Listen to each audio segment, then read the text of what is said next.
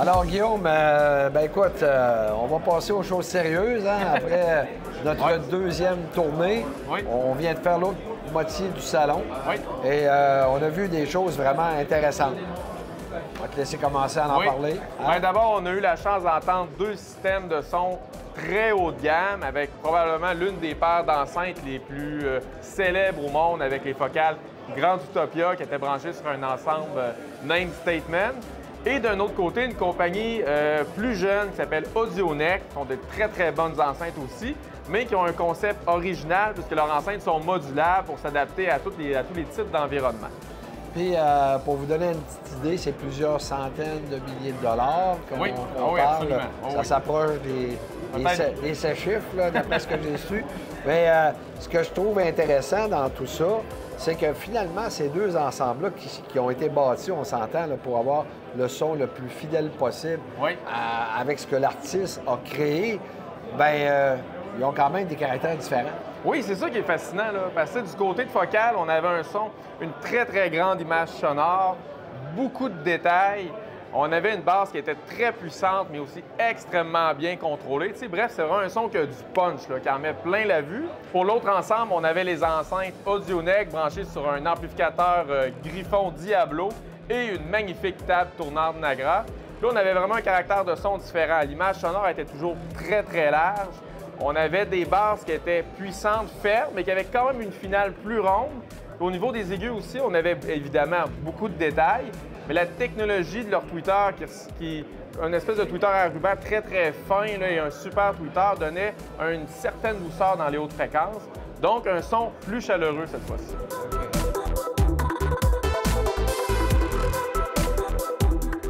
Alors, je suis ici avec Guillaume Leblanc, représentant des ventes chez Focal Name. Alors, Guillaume, écoute, vous avez une nouvelle série, justement, c'est-à-dire une amélioration qui est apportée avec une série qui a justement de l'expérience chez Focal, c'est-à-dire la série Aria. J'aimerais que tu me dises, tu m'expliques un peu quelles sont les améliorations qui ont été apportées. Oui, bien, première des choses, bon, comme dit, c'est une amélioration qui a été faite. Donc, c'est un haut-parleur qui était sur le marché depuis 10 ans, qui était excessivement populaire. Donc, c'est une amélioration. On utilise la même technologie pour tout ce qui est des haut-parleurs. Bon, pour le lin, c'est du lin. Donc, c'est un matériau organique qui vient directement de France, qui est mélangé avec du fibre de verre pour que ce soit excessivement rigide et léger. Donc, le nouveau tweeter, donc, il est une forme de W, puis c'est un cône inversé. Donc, on va pouvoir souvent voir un tweeter qui va être comme bombé de l'extérieur. Chez Focal, c'est l'inverse, il est bombé de l'intérieur.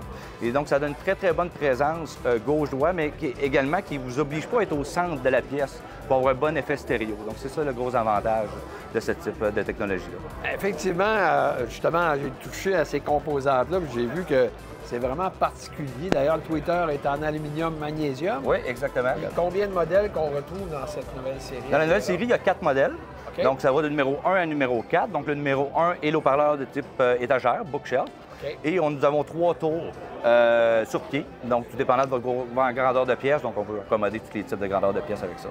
J'ai aimé aussi dans votre kiosque, on peut voir justement des produits qui sont différents, totalement différents. Les iso-acoustiques. C'est un produit qu'il y a chez Maison Adam, justement, qui permet d'isoler encore mieux, si tu veux, le haut-parleur, autant que ce soit une caisse de son qu'un subwoofer. Mais je me pose toujours la question suivante. Quelle est la grande différence avec des pointes? Tu sais, quand on a des caisses qui viennent directement des pointes qu'on installe en dessous de nos haut-parleurs, ça isole ça aussi. Alors... Oui. La différence, c'est que ça va faire, c'est qu'il faut comprendre que même avec des pointes, si vous allez, il y a de l'énergie qui crée sur le haut-parleur et l'énergie va se transférer automatiquement du plancher vers vos murs et va revenir à vos haut-parleurs. Donc, les acoustiques vont vraiment isoler toute cette partie-là, comme si votre haut-parleur flotterait dans les airs, tout simplement. Bien, c'est très bon. Merci beaucoup des explications, Guillaume, puis on vous souhaite un excellent salon. Merci beaucoup à toi aussi. Merci.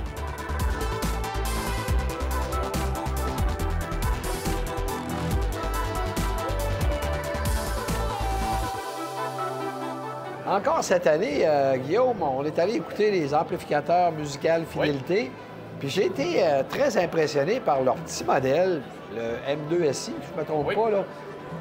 Pour son prix abordable, on parle de 1500 $, puis ça jouait extrêmement bien. Oui, effectivement, c'est la deuxième année qu'on a vraiment une belle expérience avec cette compagnie-là. L'année dernière, on avait aussi entendu du musical Fidelity, mais beaucoup plus dispendieux. Puis évidemment, on avait été impressionnés par la qualité du son. Puis cette année, l'expérience se répète encore, mais même avec leur plus petit modèle. Oui, c'est ça. On devrait-tu considérer cette marque-là chez Maison Adam? Ben, l'année dernière, on a bien aimé Totem et Cambridge, puis on a vu ce que ça a donné. Là, donc, ça reste à voir, mais... À suivre. À suivre, oui.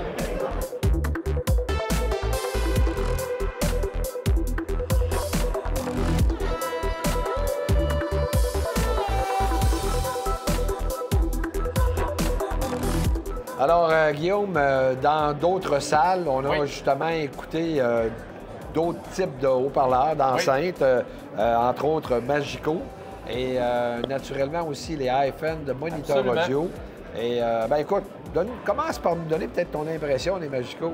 Oui, bien les enceintes Magico, c'est des enceintes qui se détaillent un peu plus de 70 000 $. Et ce qu'on a remarqué, c'est des haut-parleurs qui ont vraiment une belle image sonore, qui ont beaucoup de détails. J'ai aussi pu parler aux représentants, puis ce qui m'explique, c'est des enceintes qui vont faire des merveilles, mais à condition qu'ils soient bien positionnés dans un salon et qu'elles aient aussi une bonne source musicale. Et du côté de iPhone, justement, et Monitor Audio, on a eu la chance d'avoir une écoute privée. Oui. Fait que ça nous a permis, si tu veux, de mettre notre propre musique, de se faire une meilleure idée. Hein? Je pense que tu vas avoir plus de détails à nous donner là-dessus. Oui, c'est ça, parce qu'au salon, on ne peut jamais vraiment se faire une idée définitive de la qualité du son, parce que c'est jamais le même environnement, c'est jamais les mêmes ensembles, c'est jamais la même source utilisée, la même musique. Mais ce qui est le fun avec Monitor Audio, c'est qu'on a pu avoir une écoute privée dans une pièce qui est silencieuse, on a pu être bien assis, choisir nos chansons. Donc, on a vraiment pu se donner une bonne idée de ce que ces haut-parleurs-là peuvent donner. On a aimé, évidemment, les basses, des haut-parleurs qui peuvent descendre très, très bas en fréquence, des basses très profondes, très précises, et une belle image sonore qui était vraiment en 3 dimensions. Donc, pour ça, ça a été vraiment très apprécié. D'ailleurs, on a fait une entrevue avec le représentant de la compagnie Monitor Audio.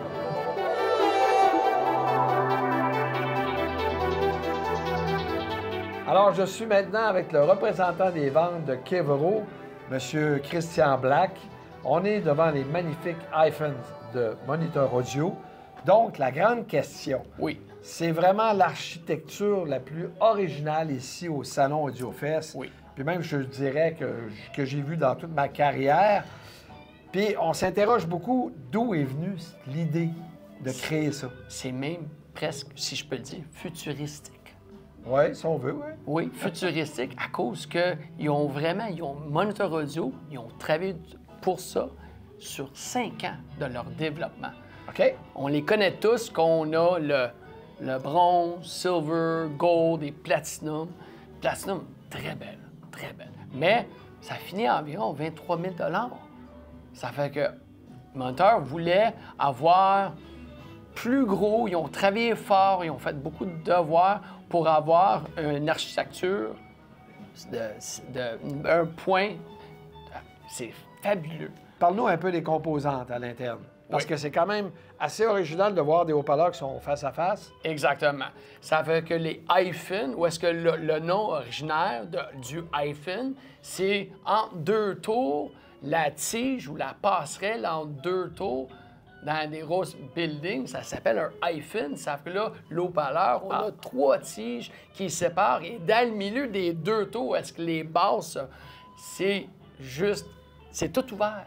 OK. C'est un concept original, même, je te dirais, pas le récent. Bien, c'est ça que je trouve, c'est qu'on a quand même une base qui est ronde, mais tight. Oui. Je veux dire, dépendamment de qu'est-ce qu'on veut aller chercher dans les basses fréquences.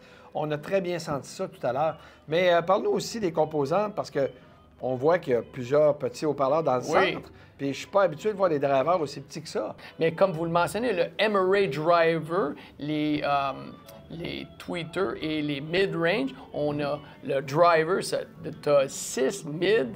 Ils sont tout petits, là. Ils ont quoi, 2 pouces à peu près? Ils sont 2 pouces chaque. OK. Et après ça, on a le micro plié diaphragme, le MPD tweeter, Pour les aigus. Pour les aigus, qu'on trouve, et toute technologie vient du Platinum. OK. Ça fait que le même aigu, le même MPD tweeter, le Verso 3, est sur le Platinum. Donc, on retrouve des technologies qui ont été développées au fil de plusieurs années avec cette nouvelle beauté de caisse. On appelle ça trickle down, mais là, c'est trickle up. OK, excellent. Puis pourquoi qu'on vise un marché, parce qu'on est devant un haut-parleur qui vaut 130 000 canadiens, pourquoi chez Monitor Audio, on a décidé de viser ce marché-là, qui est quand même un marché très, très niché, on s'entend? Oui, on s'entend bien, mais ils voulaient avoir quelque chose qui, excuse mon français, mon québécois, qui pétait plus haut. Ils voulaient avoir un statement, un flagship. OK. Et je dois souligner aussi que je reconnais des blocs mono de Michi. Oui, ici, on les supporte avec deux monoblocs, les M8, qui vous donnent à 4 ohms, 1800 watts chaque côté, avec un préamplificateur Michi, le P5S2. Oui, exact. Michi, en japonais, ça veut dire, excuse mon anglicisme, le righteous way. OK. Le righteous path. Puis c'est le meilleur mariage. C'est le bon, exactement le bon mariage, comme que vous avez constaté et entendu. OK. Ben oui, effectivement. Donc, c'est magnifique, vraiment ici, au salon. Merci, Christian, de nous avoir parlé de ces... Avec plaisir. Vraiment, les iPhones, c'est magnifique, mais venez écouter ça si vous avez la chance de l'entendre en quelque part.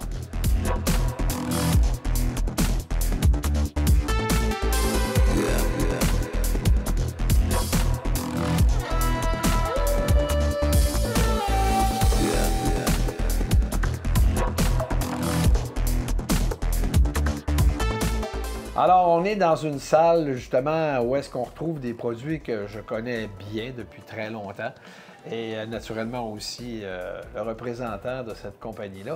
On est chez Ericsson, naturellement, un des plus gros, c'est pas le plus gros distributeur en Amérique. Et naturellement, ici, Mario Cadoret, qui se trouve être le gérant national des ventes au Canada. Mario, écoute, naturellement, je vois plein de choses intéressantes ici, mais je veux que tu nous soulignes, parce que, tu sais, veux pas, Ericsson a, 22 marques, et puis j'aimerais savoir, justement, quels sont les produits de référence que tu as apportés ici au salon AudioFest pour, finalement, que ce soit intéressant pour les consommateurs. Oui. Bien, c'est ça. Écoute, cette année, au salon, on a 2 chambres. Les lignes qu'on a apportées, vu qu'on n'a pas apporté les 22 marques, comme vous dites, on a des produits Arcam, on a des produits GBL, on a des produits Cord Electronics, on a des produits Cyrus. C'est quoi ce Cord? Cord Electronics, c'est une compagnie de haut de gamme qui sont très évolués en DAC, si vous voulez, et aussi en amplificateur intégré, préamplificateur, amplificateur de puissance. Donc, c'est une marque qui est excellente. On a aussi les haut-parleurs Mission qu'on a apportés, haut-parleurs Spander. On a quand même...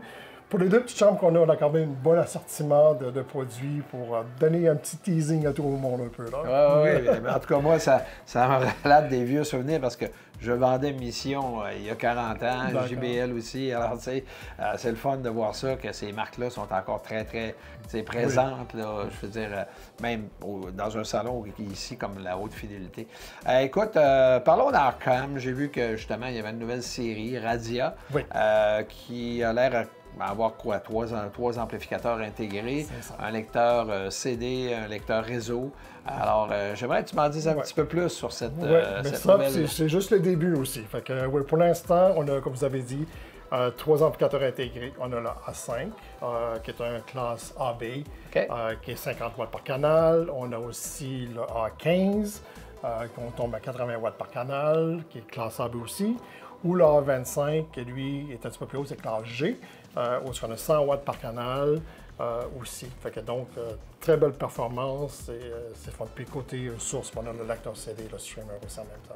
Bien, écoute, c'est sûr qu'il va y avoir des gens qui vont s'interroger parce que tu as parlé d'une classe G. Oui. Alors, naturellement, c'est de savoir justement c'est quoi la différence entre la classe AB qu'on connaît bien puis la classe G. Je te laisse la parole pour ça. Mais, la façon la plus facile à l'expliquer, j'appelle ça vraiment une classe hybride. OK. Fait que je pense que beaucoup de gens sont au courant de la classe A, qui est vraiment renommée comme la supériorité, la haute fidélité. Puis classe AB, comme vous avez mentionné, 95-98% des manufactures, c'est le système de technologie qu'ils utilisent pour faire leur application. Exact. Classe G, comme je dis, c'est un système hybride. On va faire un pourcentage en classe A. Et après ça, tout dépendant du modèle, on classe toujours en classe AB. Fait que comme exemple, le A25, on va avoir 7 watts en classe A. Donc, c'est énormément de puissance. Les gens vont penser que 7 watts, c'est pas beaucoup. Non, c'est énorme. Puis quand on passe à 7 watts, on tombe en classe AB. Donc, une deuxième règle de courant sans électrotechnique qui vraiment change pas le son. C'est comme si la sonorité continue à monter avec la qualité d'un classe A, si vous voulez.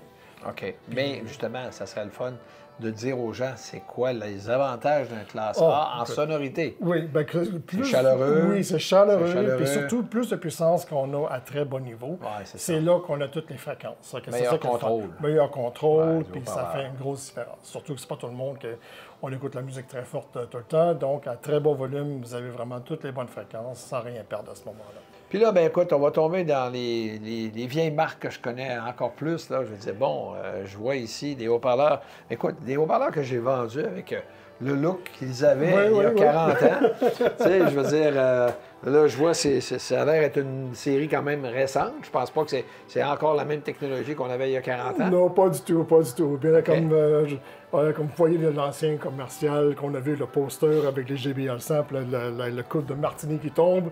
Ça, c'est dans les années 70-80. OK, là, on parle de Maxell, la fameuse annonce avec... Maxell, justement, oui. Ouais. Fait que donc, tout le monde reconnaît ce poster. C'était justement les haut-parleurs, les L100 classiques à ce moment-là. Exact. Après les années 80, c'est sûr que le modèle a été discontinué, mais il y a à peu près 6 ans, ils sont redevenus sur le marché. Donc, les ingénieurs chez JBL ont retravaillé l'haut-parleur, gardant le même look, le même physique. Mais bien entendu avec la technologie d'aujourd'hui. Okay. Donc, c'est un haut-parleur qui est très versatile, que ce soit pour le type de musique, que ce soit du jazz, du classique, du pop, de la danse musique, il n'y a aucun problème. Et le haut-parleur est vraiment ajouté pour tous ces genres de musique facilement dessus. Okay. Mais gardant le beau style rétro qu'on avait à ce moment-là. Oui, absolument, absolument. Ça n'a pas changé. Écoute, c'est un haut-parleur principal, c'est un 12 pouces qu'on a comme woofer. Pour les L100, oui. C'est plus des choses qu'on rencontre souvent. Non. Puis honnêtement, on a fait une écoute tantôt, puis vraiment, c'est très impressionnant pour un haut-parleur qui est d'un... 6 800 $ pour la paire. Oui. Honnêtement, c'est très musical, c'est très pur. Hein? Moi, j'ai aimé la pureté, la rapidité des basses aussi. Là, fait que... Mais ça, c'est une surprise. Là. Il y a 40 ans, je n'ai pas vraiment touché à de l'électronique avec JBL. Je parle des amplificateurs. Je sais que dans le commercial, il y en avait, mais ici, on voit des intégrés. Oui, bien, c'est tout nouveau. Donc, c'est une première qu'on monte. Comme si je retourne un peu au L100 classique, c'est des Mark II. Donc, c'est la première fois qu'on monte ça ici à Montréal. Mais côté électronique, oui. Fait que là, on avait le look rétro classique des haut-parleurs, mais là, on n'avait rien en tant qu'électronique. Les produits Arcam qu'on a sont fantastiques, mais les gens vont dire, OK, c'est une boîte noire. Je vais avoir quelque chose de rétro qui marche avec mes meubles rétro. Donc, la compagnie Harman avec JBL et Arcam, ils ont conçu le SA750 ici et le SA550 et le reste des produits. Un boîtier qui est rétro, avec les panneaux de bois qui vont chercher le même bois que sur les haut-parleurs. OK. Mais écoute, ils n'ont pas réinventé la roue. Le fait que Harman sont les propriétaires de la compagnie Arcam, on a pris du Arcam et ils l'ont mis ça à l'intérieur d'un boîtier JBL. Donc ça, c'est pas un secret. Donc vous avez la qualité d'un produit Arcam à l'intérieur d'un boîtier JBL, que celui-là ici qui vous donne, que vous avez le streamer à l'intérieur, vous avez Dirac Live, que vous avez le Tidal Connect, donc c'est fantastique, tout est là. OK. Puis lui aussi, c'est un classe G. OK, bien, c'est fantastique. Écoute, vraiment une belle présentation dans, justement, des produits qu'on connaît depuis longtemps. Oui. Avec un look rétro. Hein? Oui. Il reste que le rétro, c'est quand même très populaire aujourd'hui. Oui. Alors, félicitations et puis merci, Mario, pour ton temps. Ça fait plaisir. Un bon salon. Merci beaucoup.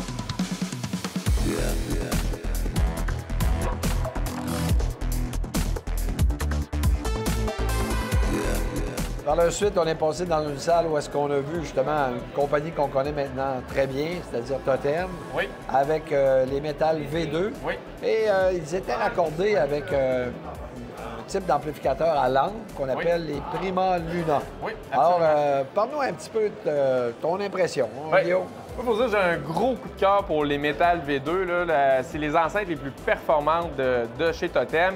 Et la technologie de ces enceintes-là, puis le tuning qui a été apporté au son, ça permet vraiment d'avoir un son qui est spectaculaire, tu sais, qui coule tout seul. C'est le genre de son là, que peu importe ce que tu écoutes, le genre musical, ça donne juste le goût de t'asseoir, d'écouter de la musique pendant des heures. Puis ce qui est particulier avec ça, c'est que ces enceintes-là, par rapport à tout ce qu'il y a au salon, bien, ils sont étonnamment abordables parce qu'ils vont se détailler aux alentours de 20 000 là, ce qui est beaucoup moins cher que la majorité des produits qu'on a entendus ici. C'est vrai, tu as raison. Puis, tu sais, on est vraiment content de ce qu'on a visité, ce qu'on a vu ici au salon AudioFest, édition, 35e édition. Oui. Vraiment, là, c'est incroyable de voir les petites découvertes qu'on fait ici et là. Hein, oui. Pas. Puis, ça nous confirme aussi qu'on a vraiment un bon choix de produits chez Maison Adam. Mais, il y a encore de la place pour en sélectionner. Absolument. Alors, ça sera à suivre. Et on vous remercie de votre écoute et on vous dit à bientôt.